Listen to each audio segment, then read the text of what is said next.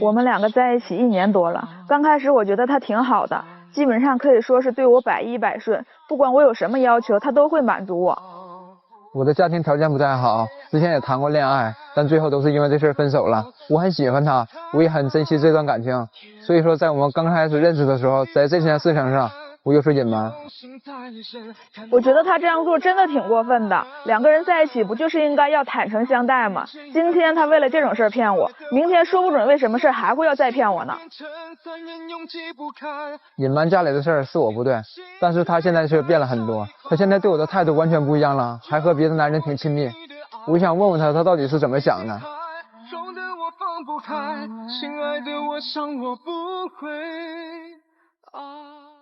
你的改变究竟是为了什么？这个改变到底指的是什么呢？在改变的背后又藏着一些什么呢？让我们用掌声请出这一对，来，掌声有请。男嘉宾小常27岁，来自吉林，是一名客服专员；女嘉宾小张24岁，同样来自吉林，是一名行政助理。来，有请两位，欢迎两位哈。愿意在这个现场公开箱子里的秘密吗？愿意。愿意。谈恋爱谈了多久了？我俩谈了1年多了。我是在广告公司做客服啊，有一次给客户打回访电话，打错了，打他那里去了啊，就这么聊了半天才发现是打错了啊。我发现他挺与众不同的，就这样我俩加了微信，慢慢熟悉了就开始交往了。电话情缘啊，对，感情怎么样啊？一开始挺好的，那时候我经常上班加班，挺晚回家的，他对我也挺好，搁家做好饭等我，挺幸福。现在出了什么问题了？来这儿了？最近就是我发现他明显变了，说话总是讽刺我、挖苦我，而且现在是看我哪儿都不顺眼。最重要的是，我发现你还和别的男人来往挺密切的。我都和哪个男人来往密切了？这可是电视台，你不能往我身上扣帽子。那我以后我出去怎么办呢？最近下班挺早的，我好几次要接你下班，你都是推三阻四不让我去。然后有一天我先给你个惊喜吧，我上你楼下等你去了。你看你是怎么做的？有个人给你接走了，还给你束花，我后边追你吧，没追上。我给你打电话吧，你各种挂。后来呢，你还把手机关机了，你们干什么去了？那谁那么重要啊？那就是我一同事，那天我们同事聚会，然后同事送花了是吧？他就顺道直接给我拉过去了嘛。哎，同事聚会还送花啊？那天他让我带过去的。哦，明白了啊。还有什么呀？还有就是那个有半夜10点多，我快睡觉了。他接个电话，明天我听说打电话是男的，那风风火火的打扮一下就出去了。我问他啥时候回来，他也没说。我说是谁呀？他也不跟我说。就是朋友叫我出去玩啊。是你听见打电话那个人是个男的，那我又不是和他单独出去玩，我们是一群朋友出去玩，有男的也有女的，只不过就他给我打了一个电话而已。那假如说那天要是换个女的给我打电话，那是不是就没有这事儿了？也不是，你就不给我矫情这事儿了。我不是说跟你矫情这事儿，关键是好几次了，而且你现在是看我不顺眼，总是讽刺我、挖苦我。讽刺你什么呀？那天往楼下送垃圾的时候，他也看不顺眼，回来说我半天。那本来就是嘛，你在家穿的随意也就算了，你出门上面穿一破褂子，底下穿一大裤衩，穿一拖鞋，你就塌了出去了，你让别人看见怎么办呢？我感觉那挺好，挺居家的，我就打扫卫生，我还穿多隆重是吗？你居家，你应该在家里对我居家，你在外头居家算什么事儿啊？让邻里邻居看见了，以为我找一个什么样的对象啊？你现在不就是瞅我不顺眼了吗？啊，你觉得是为什么呢？我因为我之前嘛有的事瞒着他，没跟他说，他听这事儿的，现在对我感觉就变了。什么事儿没对他说？我家是农村的嘛，家庭条件挺不好的啊。我家里盖的房子也是父母攒了好几年才盖起来的。上大学的钱吧，也是父母东拼西凑借来的，供我上大学。之前我在大学里边谈过2次恋爱，后来我跟他们直接都跟他们说我家庭情况了啊，他们也后来都离开我，都跟我分手了啊。所以说我就是太在乎你了，我就是没想跟你说这事儿，你知道吗？这很重要吗？隐瞒家里情况，这是个多大的事儿啊！而且你要是在乎我的话，你就应该刚开始和我坦白，你刚开始说和现在说根本就是2种性质。你一开始没跟他说你们家是个亿万富翁之家吧？刚开始他就和我说他们家是普通工薪阶层啊，然后就是什么也不愁，房子也有。哦，这是骗人了。刚开始交往那时候我就没太说实话啊，这我知道我不对，我向你道歉了。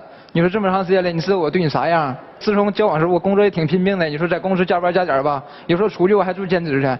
你说这么长时间了，有啥事我不就挺满足你的吗？你说那时候你喜欢苹果手机，我二话不说的我给你买了吗？过情人节的时候你说喜欢大牌子香水，我也给你买了。就节假日前我感觉礼物我都没少了啊。那我不是也给你买过东西吗？是你给我买过，不过现在你变啥样了啊？咱俩沟通交流越来越少了，每天回家前你就抱手机搁那聊天，发短信打电话，有时一打1、2小时那么打。跟谁呀？那是我一好朋友，那我又不是每天都打1、2个小时电话。那你说我好朋友给我打电话，偶尔打一次，那我们就多聊了一会儿，能怎么了？再说我就感觉吧，不管是再亲密的2个人，那是不是都应该双方留一点自己的空间呢？姑娘，我有一个问题突然想问啊，就是同样他是欺骗啊，就是说他说他是工薪阶层，突然有一天他告诉你说，我老爸其实是个亿万富翁，你还怪他吗？我觉得那也挺生气的。也生气哈，但是没现在这么气哈。那倒是。你看，你最近就是当他知道这件事情之后，你发现了他对你冷嘲热讽是吧？对对对。然后你除了看到他跟同事出去玩，帮同事拿花，你还看到过什么吗？上次我们朋友一起聚会的时候吧，他看上一个包，挺好的，反正也挺贵。我说吧，等我攒点月工资，回头给你买了。当时他说啥？我可花不起你钱，你干脆把你钱攒到优家去吧。完，但没过2个月，我后来发现他背上这包了。那就是朋友给我买的包啊，那又怎么了？他们家条件还算是可以，那个包对你来说，那个包对你来说可能是负担挺重的，那对他来说根本就是不算什么。而且我们2个玩的比较好，他就是作为一个礼物送给我了。那你说，那他都买给我了，我不能说我让他退回去吧？得1万多吧？1万多，随便就买啊？那他给我买了，我不能说，那你送给别人吧？为什么不可以说不要呢？男生女生啊？男生。为什么送给你啊？因为我们俩平时关系比较好，都是同事嘛。然后就有一次我在办公室，我也说过，就这包挺好看的，然后他就是作为一个礼物送给了我。就你随口说一句这包好看，你的一个好朋友就花1万多送你只包？那他什么心思我不知道，反正我是没。你不知道？不是，那他的心思我不能控制，对吧？那你知道，没让你控制啊？他什么心思啊？可能是对我有好感吧。那他是没说出口，所以我也没法，我也不好说。那人家知道你有男朋友吗？知道。他们经常出去玩，经常发那朋友圈，有人还问我说：“你俩是不是怎么样了？让别人怎么看我？”那不还是因为最近咱们经常吵架吗？那吵架我指定伤心呢，我就是想在朋友圈发泄一下。我就觉得你变了。我就觉得我没变。好，老师们看看怎么办呢？一起进入丘比特问卷。小伙子，你觉得如果一个人穷，家里穷，什么品质最要不得？就自卑吧。你是个自卑的人吗？肯定是有。你说那阵儿被别人甩的时候，我后来我都有点绝望了，所以说一开始也没跟他说。你说的答案跟我脑海中想象的一样。最可怕的就是自己瞧不起自己，认为自己家穷是件丢人的事情。不管你的前任女朋友甩你是什么原因，你受了多大的伤害，你就是你，你不可能咔嚓一下变成另外一个人。因为前面有人甩了我，所以造成我自己嫌贫爱富，我嫌弃自己的背景，嫌弃自己家庭条件。讨厌自己的人，没有人会喜欢。如果你没有嫌贫的这份心，为什么要对他隐瞒？隐瞒的结果是什么？用谎言遮盖谎言，得到的最终是谎言。你用欺骗赢得的感情，最后可能失败于欺骗。自卑的人不可爱。你现在对他的种种要求啊，你变心啦，你怎么样？我一说真实情况你就嫌贫爱富了，还是自卑。如果你不自卑的话，我家里是这样，对不起，原来我撒谎了，将来我会努力。如果愿意爱我，我会对你好，我很爱你。如果你想离开我，你想去找条件更好的人，我给你自由，但我希望你给我机会。这是一个不自卑的人面对这份感情正常的态度。而你呢，依然自卑，喋喋不休，抱怨，这反而让人瞧不起。收起自卑的那些东西，尽量别让别人看不起。反过来，女孩，咱们都成年人了，一点都不傻。一个男性送自己一个1万多块钱的包，不知道什么意思？知道什么意思还接受，那是什么意思？那就是有点意思。既然心里有点意思，就别不好意思。因为你有点意思了，还假装不好意思，对他来说就特别不够意思。我觉得是那男的有意思，但我没意思。你没意思拿别人1万多块钱东西，你好意思啊？礼尚往来，那我也请他吃饭了呀。你这样的朋友多介绍我认识几个，我也不好意思意思。别骗人了，我说他骗了你，你不也在骗他吗？谎言，用谎言对待谎言，得到现在俩人都在说谎，都是谎言。如果真的对他或他的家庭有介意，就直白的告诉他。对那个条件比较好的男生有好感，也直白的接受他。都已经说到这个份儿上了，我觉得既然原来是谎言，也不要拿这个谎言作为分手的借口，想在一起就在一起，不喜欢瞧不上就算了，好合好散。别到最后你这边黏黏咕咕，外面还勾勾搭搭，然后弄得他哀哀怨怨，哭哭啼啼，有意思吗？没意思，特别没意思。我就这个意思，好吧？谢谢马老师的意思啊。姑娘，你那样做，我觉得有点欠考虑。人要自尊，有的东西可以要，有的东西是不可以要的。你有选择爱情的权利，你可以跟他分手，你可以去追求任何人都没有问题。但是现在你们俩有这样的关系的时候，你还是要拎清楚。小伙子，家里穷不是缺点，没关系，你有一双手，你大学毕业，你应该靠你自己的努力，创造更好的人生，可以让自己更强大。你把你自己武装得更好的时候，我相信有更多的更美好的姑娘一定会来找你的。撒谎是最不好的事情。如果一个人能面对自己，面对自己的人生，可以勇敢地告诉他，我就是这样的，这一份爱情是纯真的。靠撒谎骗来的这种爱情不可能长久，把你自己做棒了，一定会有美好的新的爱情。希望你们有自己最好的选择。好，谢谢岳红老师。小伙子，你这么努力的花钱为他，我想问你，你的父母这么含辛茹苦的供你大学毕业，然后有工作了，你给他们做了什么？没有。你忘本了，你不知道感恩，或者说你根本不知道感情应该怎么去付出。应该把这些钱自己要攒下来给家里寄一寄，让他们有欣慰。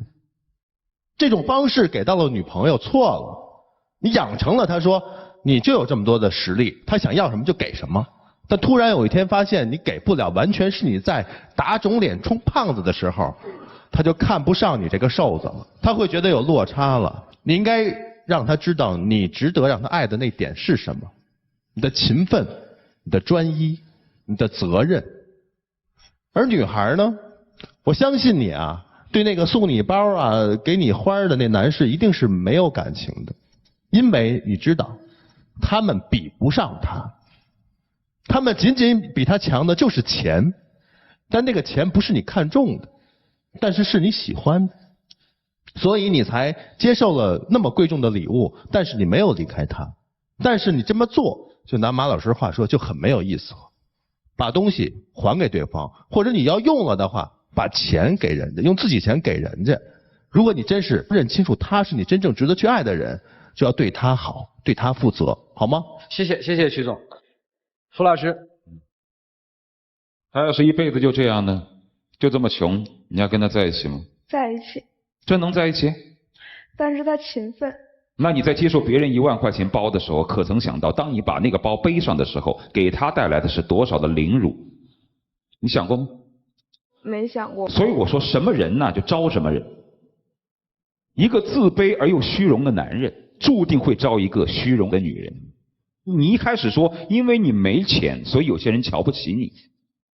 但我想说，只因为贫富的差别而瞧不起一个人的那些人，本身眼睛是瞎了。你明明知道嫌贫爱富是错误的，你还错误的去拼命的讨好那种虚荣的人。你明明知道，当哪一天你维持不了了，就即便是因为你打工，你也给他买不起香水，买不起包包，维持不了他想要的物质的时候，他就会给你翻脸。你明明知道，但你还在努力的维持，直到今天这个样子。所以说，男人可以穷，可以没本事，但不能没骨气。没骨气的话，就一切都完了。天天捧着那2张钞票，仰着头去买自己所谓的爱情。如果爱情可以买得来的话，一定会被更高的价格所买走，那叫欲壑难填。我问你啊，你接受那1万块钱的包的时候，内心没有一点挣扎？这1万块钱毕竟不是小数目，即便你也请他吃个饭了不起几百块钱，你不觉得有点烧手？你怎么能接受得下来呢？说实话，我当时真的没有考虑那么多。不是没有考虑，是在那一刹那，虚荣掩盖了一切，就是想得到，所以你没有想别的。挂上再说，其实如果你要是真的爱这个男人的话，当他把所有的谎言都抖了出来的时候，你应该是2种复杂的情绪焦灼在一块儿，一方面是愤怒，因为你欺骗了我；一方面是心疼，因为他在努力地维持着他表面上的面子。他确实虚荣，但是他没有吃软饭，他没有靠别的，他打很多份工来维持这个，所以既让人可恨，又让人心疼。这应该是作为一个爱人真正的感想，你没有。我分明从你的脸中是看出了嫌弃的，但是你没有我们所想的那么虚荣，你还是有一点点不好意思，有一点点。要不然的话，不会刚才哭的眼泪也出来了，鼻涕也出来了。所以说，我觉得如果要真谈恋爱，不是游戏，那就不要端着所谓的面子。1是1，2是2，彼此在一块儿，2个人能够奋斗到什么地步就过什么样的生活。如若不能，你是真的就是喜欢虚荣的生活的人，那你就找那样的日子去，但别糟践他，好吧？有真情就坚持一点真情，要是没有真情也别矫情，就这个。大抵在这个世界上，面对家庭、面对生活的时候，最不能要的是谎言和虚伪。最终你们自己去选择，生活是你们自己的，不是我们的。下面珍惜这宝贵的时间吧，一起进入柔顺拉芳黄金60秒。其实我知道一开始骗你是我不对，但咱们经过交往这1年半，我是真有点舍不得这段感情，你知道吗？要不我也不能说是故意去骗你或隐瞒那么长时间。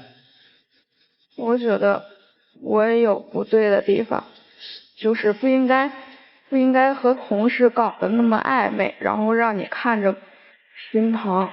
不管咱们以后就是能不能继续走下去吧，我觉得这确实是我的问题，我以后一定会改。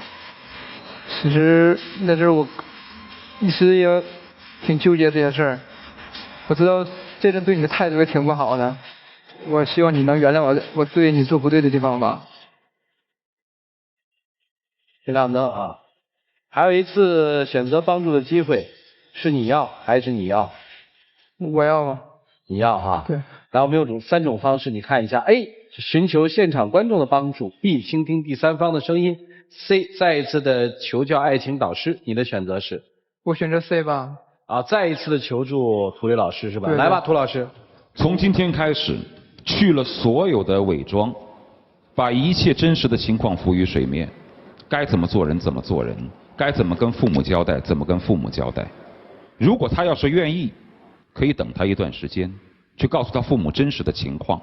如若真不是有意而为之了，你还可以给他一个机会，因为我觉得他不是我们所想象的那么虚荣，好不好？好，谢谢涂老师。来，两位交换一下箱子。两位请回。来，请关门。接下来我们当然要看他们自己的选择是什么了。一起来数5个数：5、4、1、7，请。